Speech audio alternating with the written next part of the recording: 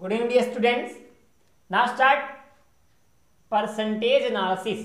हम इसको एरर भी कह सकते हैं। एरर आपका जो नेक्स्ट टॉपिक है या मान लीजिए नेक्स्ट रिलेशन है वो एरर है। एरर मतलब गलतियां, त्रुटियां। आप समझे पहले एरर का मतलब यहाँ पर क्या है। यहाँ एरर हमसे भी हो सकता है और किसी मेजरमेंट इंस्ट्रूमेंट से भी हो सकता है, मेजरिंग इंस्ट्रूमेंट से भी हो सकता है। कोई इंस्ट्रूमेंट है उससे भी गलती होती है। यहाँ पर एरर का मतलब है ना, हम पहले प्रिंसिपल पढ़ लेते हैं। प्रिंसिपल ऑफ मेजरमेंट का मतलब हुआ कि हम मान लो किसी ऑब्जेक्ट को मेजर करें। कोई ऑब्जेक्ट है, उसकी लंबाई हमने नापी या उसकी चौड़ाई हमने नापी। मान लो हमने लंबाई ली किसी चीज की और लंबाई में कुछ गलतियां हो गई, मेजरिंग हो गई। मेजरिंग कई तरीके से हो सकती है भाई। मेजरिंग में कुछ परसेंटेज में कुछ एरर आया। जैसे मान लो कि मुझे मेजर करना है कि ये मार्कर कितने मीटर लंबा है। ठीक, अब हमने एक पटरी ली, उसको ऐसे रखा। अब ये हो सकता है कि रखते समय हल्का सा हिल जाए, हल्का सा, तो इसका एरर क्या हो जाएगा, मतलब इसमें गलती आ जाएगी भाई, इसकी लंबाई सही से नहीं नाप पाएंगे। दूसरा, मान लो हमने एक बाल लिया, ये कोई चीज ली हमने, संसार में कोई चीज ली। मान लो हमने माना यहां से यहां तक की हमको पता करना है कितने पार्टिकल हैं। ये लो, ये हमको पता करना है ये कितने पार्टिकल हैं टोटल। ठीक, अब हमने पार्टिकल पता करने के लिए गिनना स्टार्ट किया। 1 2 3, एक छोटा सा था और ये एक छोटा सा था। ठीक, तो हमने गिना 1 2 3 4 5 6 7 8 9 10 11 12। देखो एक छूट गया ना, ये तो एक छूट गया, तो यही क्या हो गया, एरर हो गया। कहीं भी कोई चीज को, किसी चीज को मेजर करने में जो गलतियां होती हैं वो एरर कहलाती हैं। इतनी बात समझ में आई। अगली बात आती है एक्यूरेसी। एक्यूरेसी ये बड़ी इंपॉर्टेंट टॉपिक है। एक्यूरेसी का मतलब आप जानते ही हो कि कोई मेजरमेंट कितना कम से कम मेजर कर सकता है और कितना सही दे सकता है। किसी मेजरमेंट द्वारा दी यथार्थता कहते हैं, इसकी हिंदी होती है सत्यता, यथार्थता। किसी मेजरमेंट द्वारा दी गई एकदम सही माप को हम एक्यूरेसी कहते हैं। लेकिन जैसे मान लो पटरी है, स्केल, स्केल, इसका सबसे छोटा क्या होता है, 1 मिलीमीटर। सबसे छोटा नंबर 1 मिलीमीटर होता है। अब मान लो कोई ऑब्जेक्ट 1 मिलीमीटर से भी मोटा है, 1 मिलीमीटर से भी ज्यादा पतला है, तो उसको नापने के लिए क्या करेंगे, तब तो ये नहीं माप पाएगा ना, तब तो हम अंदाजा बताएंगे यार 0.5 मिलीमीटर होगा। मान लो कोई ऑब्जेक्ट, हम 1 मिलीमीटर क्या लिख सकते हैं, 0.1 सेंटीमीटर लिख सकते हैं। मान लो कोई ऑब्जेक्ट 0.001 सेंटीमीटर है, तब क्या करेंगे, तब तो ये काम नहीं आएगा ना भाई, तब तो स्केल हमारी खराब। स्केल की एक्यूरेसी कितनी होगी, केवल 1 मिलीमीटर। बात क्लियर हुई। मतलब कोई हम मिनिमम मेजरमेंट कह सकते हैं, इसको लीस्ट काउंट कहते हैं। इसको क्या कहते हैं, लीस्ट काउंट, लीस्ट काउंट। अब देखो लीस्ट, हम अब एक्यूरेसी का मतलब क्या हुआ कि किसी भी इंस्ट्रूमेंट द्वारा ली गई न्यूनतम माप, एकदम मिनिमम काउंट जो एकदम सही हो, उसे उसकी एक्यूरेसी कहते हैं। तो स्केल का मिनिमम लीस्ट काउंट कितना होगा, 1 मिलीमीटर। और एक्यूरेसी कितने तक आएगी, 1 मिलीमीटर या 0.1 सेंटीमीटर तक। अच्छा, बात आती है इससे आगे अगर मेजर करना है तो क्या करेंगे। इससे आगे मेजर करना है बेटा, तो अभी आप लैब में जाएंगे और एक स्क्रू गेज नाम के यंत्र से मिलेंगे। स्क्रू गाज एक होता है, इससे अगर इससे कम आता है, इससे कम हमको मेजर करना है, इससे कम, तो स्क्रू गेज लेते हैं हम। स्क्रू गेज की सहायता से मेजर करते हैं कि कौन सा ऑब्जेक्ट कितना कम मोटा है। क्या, मोटाई, लंबाई नहीं, मोटाई मेजर करते हैं। लंबाई को तो हम वर्नियर कैलिपर से मेजर करते हैं। अगर इससे कम हो तो वर्नियर कैलिपर्स एक इंस्ट्रूमेंट होता है। बात समझ में आ गई भैया, क्लियर। अच्छा, तो अच्छा स्क्रू गेज का अल्पतमांक कितना होता है, स्क्रू गेज भी होता होगा ना, तो इसका कितना होगा, 0.0 mm। मतलब ये ना 1 मिलीमीटर से 0.01 मिलीमीटर से ज्यादा कम के मेजरमेंट को भी मेजर नहीं कर सकता है। इसका भी लिमिटेड मैटर होता है। सेम कंडीशन इसकी होती है। ठीक, अगली बात आती है, अभी हमने जो बताया ही कि लीस्ट काउंट क्या होता है। समझिए अब लीस्ट काउंट का मतलब क्या हुआ भाई। नेक्स्ट टॉपिक आपका लीस्ट काउंट। हम बोल सकते हैं the minimum measuring accuracy of any instrument is called least count. किसी भी इंस्ट्रूमेंट द्वारा सबसे कम और सही ली गई माप को हम क्या बोलते हैं, लीस्ट काउंट। जैसे भी आपने स्केल के बारे में पढ़ा, स्केल का लीस्ट काउंट कितना था, 1 मिलीमीटर, या इसी को 0.1 सेंटीमीटर। अगर आपको वॉच दे दी जाए तो वॉच का लीस्ट काउंट कितना होगा, 1 सेकेंड। क्या वॉच 1 सेकेंड से कम भी समय बता सकती है? नहीं बता सकती है। बता सकती है? नहीं बता सकती, तो नहीं बता सकती। मां दूसरा कुछ भी और ले लो, एनीवे, ये तो सेकंड वाली सुई का हो गया।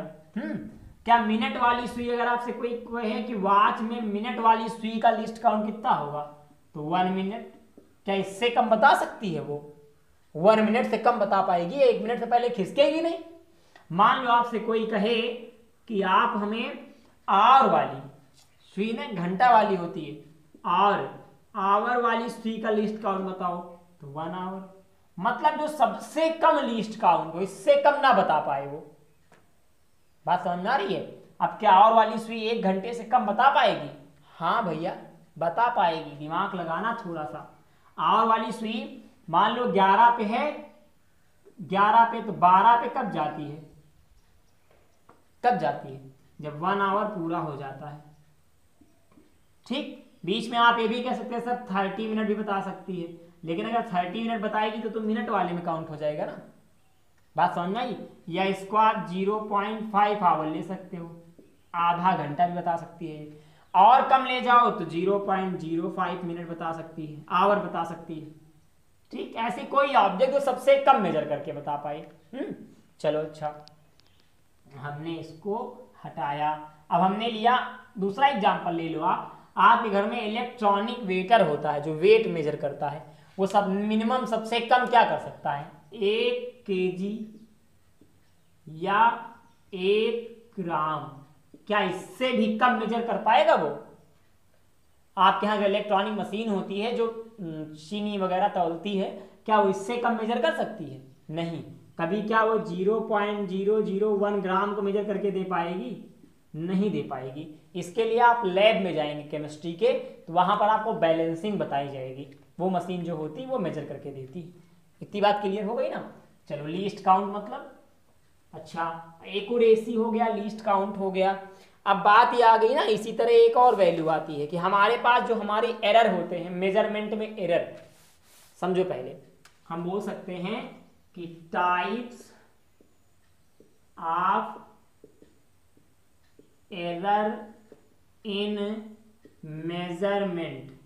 किसी भी मेजरमेंट इंस्ट्रूमेंट में, किसी भी मेजरिंग में कितने टाइप्स के एरर होते हैं, तो आप नोट कर लें, हम बता दे रहे हैं। नंबर 1 होता है कांस्टेंट एरर,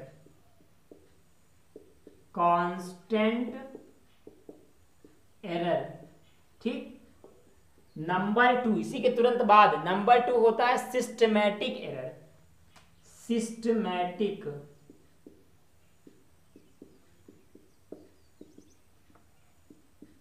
इसके बाद नंबर 3, बहुत टाइप के एरर हो सकते हैं। नंबर 3 होता है पर्सनल एरर,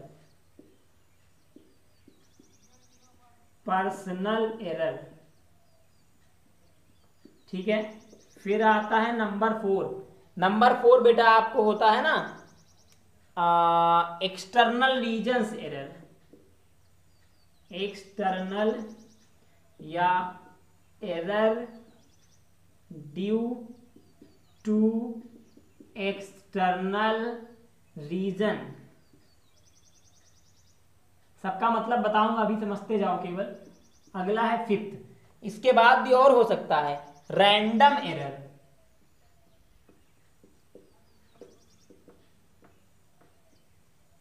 ठीक। अभी इसके बाद भी हो सकता है, हाँ बेटा इसके बाद भी हो सकता है absolute error, ABSOLUTE, absolute error. इसके बाद भी होता है 7th भी हो सकता है। 7th हो सकता है मीन एब्सोल्यूट एरर, या फिर हम बोल सकते हैं रिलेटिव एरर, रिलेटिव एरर। एक और होता है, इसको हम 8 नंबर भी कहते हैं, वो होता है परसेंटेज एरर, परसेंटेज एरर। इतनी बात क्लियर? ये होते हैं टाइप्स ऑफ एरर। इतने टाइप के एरर हो सकते हैं, जो कंफर्म है। अब इनके बारे में हम थोड़ा सा जानते हैं। कांस्टेंट एरर मतलब कि कांस्टेंट एरर का मतलब ना एरर, जैसे मान लो कि कोई ऑब्जेक्ट है, मान लो कोई ऑब्जेक्ट है, उसकी लंबाई हमने स्केल से नापी तब भी 0.05 सेंटीमीटर निकली, और लेकिन उसकी एक्चुअल लंबाई हमको पता है कि 0.005 सेंटीमीटर है एक्चुअल लंबाई। ठीक, हमने स्केल से नापी तो 0.05 सेंटीमीटर निकली। वैसे नाप ही नहीं सकते लेकिन मान लो नापी।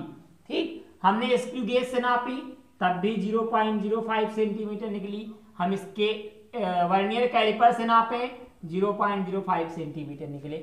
हर बार इतनी ही लंबाई निकले। मतलब कांस्टेंट का मतलब कि हम चाहे जिस ऑब्जेक्ट से मेजर करें लेकिन हमको जो एरर मिले वो उतना ही मिले, वो हो गया कांस्टेंट एरर।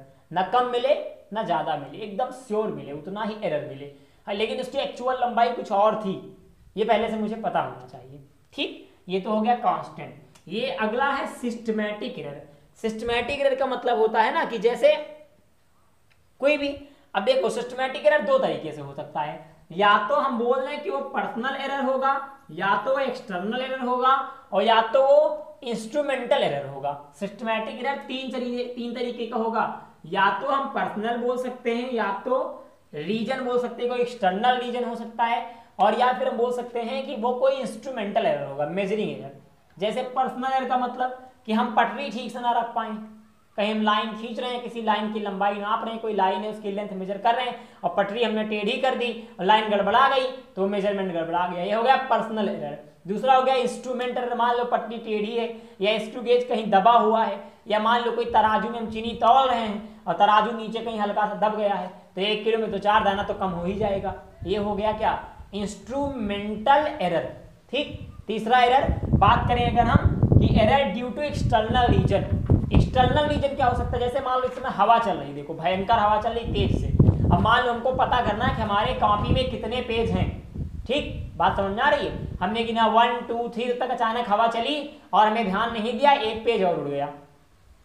ये बात समझ आई। दूसरा समझो, मान लो कि जैसे हमने एक दोलन लिया, दोलन मतलब सरल लोलक, एक धागे में हमने कोई एक पत्थर बांधा।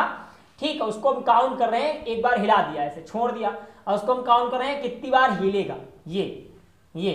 ठीक, तो मैंने एक सिंपल हार्मोनिक मोशन कहते हैं इसको, 1 2 3 4, लेकिन जब तक हवा तेज चल गई तो ये कुछ हवा की वजह से भी हिल गया। मेरी ताकत इसको केवल 4 बार हिलाने के लिए लगी थी, लेकिन हवा चली तो ये 2 बार एक्स्ट्रा हिल गया। तो ये कौन सा एरर हो गया, ये हो गया सिस्टमैटिक, मतलब कि sorry due to error due to external reason, बाहर की वजह से एरर। और एक एरर, एक टाइप एरर इसमें और हम जोड़ सकते हैं। जैसे हमको ओम्स लॉ बताना है, मान लो करंट और वोल्टेज का एक रेशियो बताना है। अब पता लगा कि करंट पहले देखा मेरे यहाँ बहुत आराम से आ रहा करंट, अचानक लाइट घटती बढ़ती, अचानक लाइट घट गई या अचानक लाइट बढ़ गई, तो हमारा जो ओम्स लॉ का रेशियो निकलेगा वो थोड़ा सा गड़बड़ निकलेगा। ये हो गया एक्सटर्नल रीजन। बात समझना, ये बाहर की कोई वजह हो, ना तुम्हारी गलती हो ना तुम्हारे इंस्ट्रूमेंट की गलती हो, लेकिन जो गलती निकले वो बाहर की वजह से हो। एरर का मतलब तो समझ में आई रहा है। अगली बात है रैंडम एरर। ये कोई विशेष नहीं है रैंडम एरर, लेकिन अब देख ही रहे, सुन लो, अनियमित त्रुटियां। रैंडम एरर का मतलब कि जैसे मान लो कि कोई चीज है, जैसे मानो एक तराजू है, तराजू, हाँ समझते हो ना, एक तराजू से मैंने 1 किलो चीनी तौली, 1 किलो चीनी तौली, उसमें 5000 दाने निकले। मजाक कर रहा हूं, गिनना मत, आप गिन भी सकते हैं, 5000 दाने निकले। फिर हमने उसी से चीनी तौली 1 केजी किसी अगले को देने के लिए, तो अब की बार 4950 दाने निकले, इतने दाने निकले। दोबारा फिर हमने तौली तो फिर 5000 निकले, फिर हमने तौली तो फिर 4950 निकले। इसका मतलब अल्टरनेटिंग, बार बार वही गलती हो, लेकिन पहले 5000। ये बड़ा गड़बड़ हो कि रैंडम का मतलब ना अनियमित ना हो, जरूरी नहीं कि हर बार गलती हो, किसी बार गलती हो, किसी टाइम गलती हो, वो हो गया रैंडम एरर। हमेशा गलती ना हो, किसी टाइम गलती से। अब वो रैंडम एरर किसी वजह से हो सकता है, मैंने बताया कोई भी एरर हो सकते हैं रीजंस। अब ये जो आपको एरर दिख रहे हैं ना, देखो ये सब एरर तो बेटा केवल जानने के लिए थे, ये तो आपने आपको इसलिए बताया क्योंकि आप एरर के बारे में जान लें, ये आपके लिए बड़े इंपॉर्टेंट थे। आपसे कोई पूछे एरर क्या होता है, how many types of error, तो आप आसानी से इनके बारे में बता पाए। ठीक है, एक्चुअल में आपके यहाँ जो सिलेबस में है ना वो केवल इतने एरर है जो आपको दिख रहा है, एब्सोल्यूट एरर, रिलेटिव एरर और परसेंटेज एरर।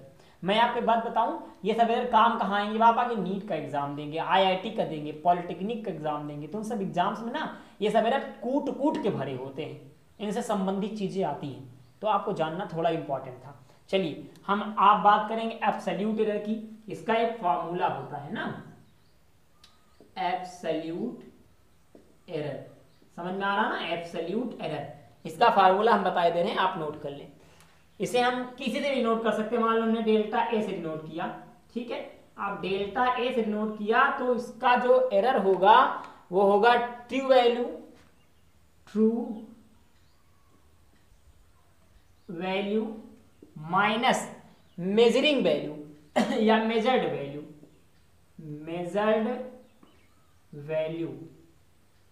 ये ना ये एब्सोल्यूट एरर का फार्मूला होता है, ठीक। अगर हमने ट्रू वैल्यू मेजरिंग वैल्यू निकाली, जैसे मान लो किसी ऑब्जेक्ट की ट्रू वैल्यू थी 50, मेजर करने पर आई 50, तो ये दोनों क्या हो गई 0, तो उसमें कोई एरर नहीं है। लेकिन मान लो किसी ऑब्जेक्ट की वैल्यू थी 100 और मेजर करने पे आई 99.5, मेजर करने पर तो 0.5 इसमें एरर है।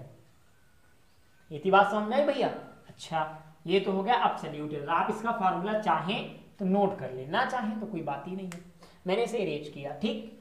True value minus measured value. अब इसके बाद अगला फार्मूला है, ये सारे फार्मूले भी न्यूमेरिकल में बम्पर काम आएंगे, बम्पर मतलब झकास तरीके से। अगला जो फार्मूला है बेटा आपका ना, वो है, हम बोल सकते हैं मीन एब्सोल्यूट एरर। इसका मीन कभी कभी निकालने के लिए आता है, मीन एब्सोल्यूट एरर। इसका फार्मूला हम लिखे दे रहे हैं, इसको हम क्या बोल सकते हैं, मीन को देखो नंबर ऑफ एब्सोल्यूट एरर या sum of absolute error upon total number. इसका मतलब कोई होगा ना, इसका मतलब देखो, जैसे मान लो कि हमने कई ऑब्जेक्ट को लिया, हमारे पास ढेर सारे ऑब्जेक्ट थे, तो उनका हमने एब्सोल्यूट एरर निकाला, एक डेल्टा A1, दूसरे का डेल्टा A2, फिर डेल्टा A3, फिर डेल्टा A4, तो डाट जितने थे कितने हो गए 1 2 3 4, तो नीचे 4 से डिवाइड कर दो, सबको जोड़ के 4 से डिवाइड कर दो तो मीन आ जाएगा। मान लो हम कहें n टाइप के हैं, सबको जोड़ के n से डिवाइड कर दो तो मीन आ जाएगा। इसको हम मीन डेल्टा ए लिखते हैं, ये फॉर्मूला है। यहाँ आप थोड़ा बढ़ा दो तो इसी को डेल्टा AN भी लिख सकते हो, डेल्टा AN, ताकि दिक्कत ना हो। क्लियर? ये आप नोट कर लें, जल्दी जल्दी करें भाई क्योंकि टाइम बहुत कम है। अगली बात हम करेंगे थोड़ा सा नेक्स्ट टॉपिक की। आपका जो अगला टॉपिक है ना बेटा, सॉरी अगला मतलब अगला फार्मूला रिलेटिव एरर दिया है, देखो ये दिया है रिलेटिव एरर।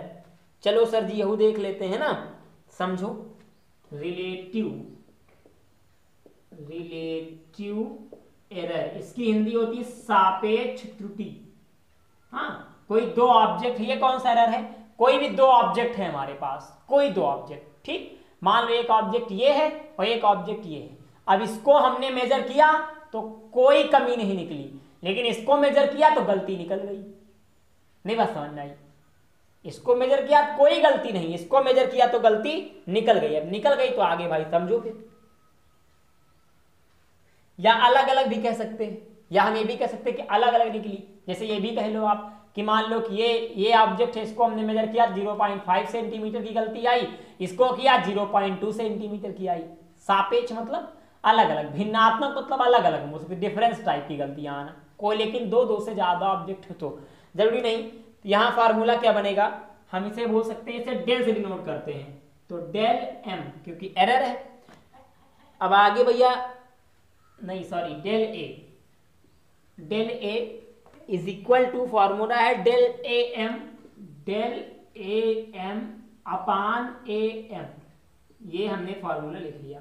अब सबका मतलब जाने, डेल ए यहां पर रिलेटिव एरर है। इतनी बात क्लियर है ना? अच्छा हाँ सर एकदम क्लियर है सर, और बताइए।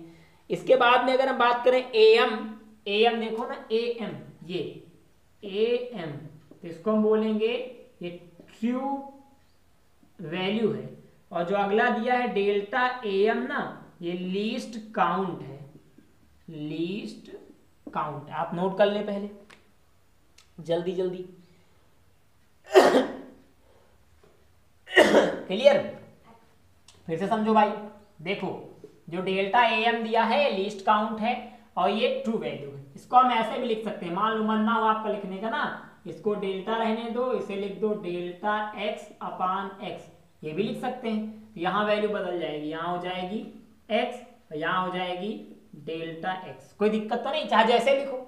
अब डिफिनीशन यहाँ भी बन सकती है, the ratio of least count and true value is called relative error. The ratio of least count and true value is called relative error. चाचा दरवाजा खोल दो। अगला इसके बाद में नेक्स्ट आपने देखा ना परसेंटेज एरर, सेम यही फार्मूला एकदम सेम, गड़बड़ा के जाएगा, बन जाएगा ये percentage error is equal to क्या बनेगा, delta x upon x into 100। मतलब जो एरर परसेंटेज में आ जाए वो परसेंटेज एरर है। नंबर में गिने, काउंट में गिने तो इतने सारे एरर, और परसेंटेज में निकाल दे तो परसेंटेज एरर। ठीक, आपके एरर की कहानी यहीं तक थी और मामला क्लियर। कोई प्रॉब्लम हो तो आप बताइएगा। आप समझें, इसके बाद आपको न्यूमेरिकल पढ़ना है। न्यूमेरिकल 5 फार्मूले पे है। पहला फार्मूला ये 1, दूसरा आप ये देख रहे हैं 2, 2 इससे पहले आप पढ़ चुके हैं। 4 फार्मूले पे, नहीं 2 नहीं 3 पढ़ चुके हैं आप। ठीक, तो इन 3-4 फार्मूलों पे आपके न्यूमेरिकल्स है। और अभी आपको इसी में पढ़ना है सार्थक अंक, मतलब रियल नंबर। कैसे रियल नंबर, मैथ वाला नहीं, यहाँ पर आप एक एक्यूरेट नंबर कैसे निकालते हैं, यहाँ एक्यूरेसी, नंबर ऑफ एक्यूरेसी, और लीस्ट काउंट को निकालते कैसे हैं, ये सब जानेंगे अगले वीडियो में। बस इस वीडियो में इतना ही। फिर अगेन मेरी रिक्वेस्ट है, बेटा मैं डीप पढ़ा रहा हूँ तो डीप पढ़ो, लेकिन दमदार तरीके से पढ़ो। ओके, मिलते हैं। जय हिंद, जय भारत।